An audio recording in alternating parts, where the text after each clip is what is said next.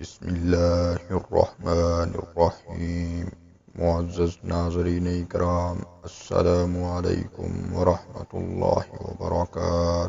کہا جاتا ہے کہ ایک بادشاہ نے اپنے بیٹے کی 3 بار شادی کی اور ہر بار بیٹا بغیر کسی وجہ کے اپنی بیوی کو طلاق دے دیتا تھا۔ آخر کار والد نے بیٹے کو بیویوں کو طلاق دینے کی وجہ سے محل سے نکال دیا۔ بیٹا شہر سے باہر کام کی تلاش میں نکل گیا اور ایک مالدار شخص کے ہاں بکریاں چرانے کا کام کرنے لگا۔ وہ شخص نوجوان سے بہت متاثر ہوا۔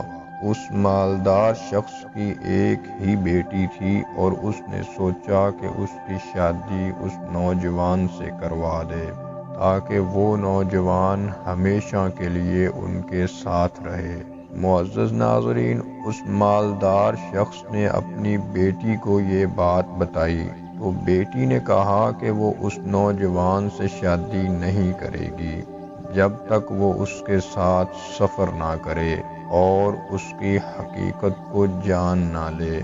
اس پر مالک نے اس نوجوان سے کہا کہ کل تم بکریاں چرانے نہیں لے کے جاؤ گے بلکہ ہم کچھ دنوں کے لیے سفر کریں گے تاکہ کچھ کام نمٹایا جا سکے۔ معزز ناظرین، سفر کے دوران وہ دونوں بکریوں کے ایک ریوڑ کے پاس سے گزرے۔ نوجوان اس ریوڑ کو دیکھ کر بولا کہ کتنی زیادہ ہیں اور کتنی کم ہیں، جس پر مالک حیران ہوا لیکن کچھ نہ بولا۔ اس کے بعد پھر وہ ایک اور بکریوں کے ریوڑ کے پاس سے گزرے تو نوجوان نے پھر کہا کہ کتنی کم ہیں اور کتنی زیادہ ہیں۔ مالک نے دل میں سوچا کہ یہ نوجوان بے وقوف ہے، اسی لیے میری بیٹی نے مجھے اس کے ساتھ سفر کرنے کو کہا تھا۔ معزز ناظرین، پھر وہ ایک قبرستان کے پاس سے گزرے۔ نوجوان نے کہا تم میں زندہ بھی ہیں اور مردہ بھی ہیں۔ اسی طرح پھر وہ ایک خوبصورت باغ کے پاس سے گزرے۔ نوجوان نے کہا مجھے نہیں معلوم کہ یہ باغ ہرا بھرا ہے یا سوکھا ہوا ہے۔ مالک بہت حیران ہوا لیکن کچھ نہ بولا۔ پھر وہ ایک گاؤں میں پہنچے اور پانی طلب کیا۔ لوگوں نے انہیں دودھ دیا۔ نوجوان نے دودھ پہلے خود پیا پھر مالک کو دیا۔ پھر وہ ایک اور گاؤں میں پہنچے اور پانی طلب کیا۔ لوگوں نے انہیں پانی دیا۔ نوجوان نے پانی پہلے مالک کو دیا اور پھر خود پیا۔ مالک نے دل میں سوچا کہ نوجوان نے مجھے دودھ دینے میں بے احترامی کی اور پانی دینے میں عزت دی۔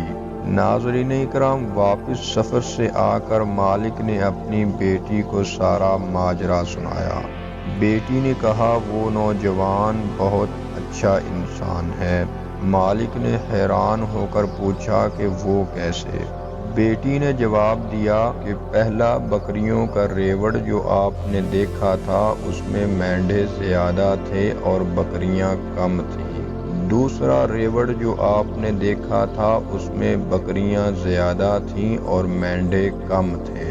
اور قبرستان میں اس نوجوان نے جو الفاظ بولے اس کا مطلب یہ ہے کہ جس نے پیچھے اولاد چھوڑی وہ زندہ ہے اور جس نے نہیں چھوڑی وہ مردہ ہے۔ اور اس باغ کے متعلق نوجوان نے جو کہا تھا اس کا مطلب یہ ہے کہ اگر مالک نے اپنے پیسوں سے بنایا ہے تو وہ باغ ہرا بھرا ہے اور اگر قرضے سے بنایا ہے تو سوکھا ہوا ہے۔ اور دودھ پہلے پینے کے متعلق اس کی بیٹی نے بتایا کہ دودھ جب برتن میں ڈالا جاتا ہے تو دودھ نیچے بیٹھ جاتا ہے اور پانی اوپر آ جاتا ہے۔ اس نے پہلے پانی پیا اور آپ کو دودھ دیا، اور پانی کا پیالہ آپ کو پہلے اس لیے دیا کہ کنویں کا صاف پانی ہمیشہ اوپر رہتا ہے، اسی لیے اس نے پانی پہلے آپ کو دیا۔ معزز ناظرین، مالک نے بیٹی کی باتیں سن کر نوجوان سے اپنی بیٹی کی شادی کروا دی۔ شادی کے بعد جب نوجوان اپنی بیوی کے پاس آیا تو اس نے اپنی بیوی کے سر پر ہاتھ رکھ کر پوچھا کہ یہ سر کس کا ہے؟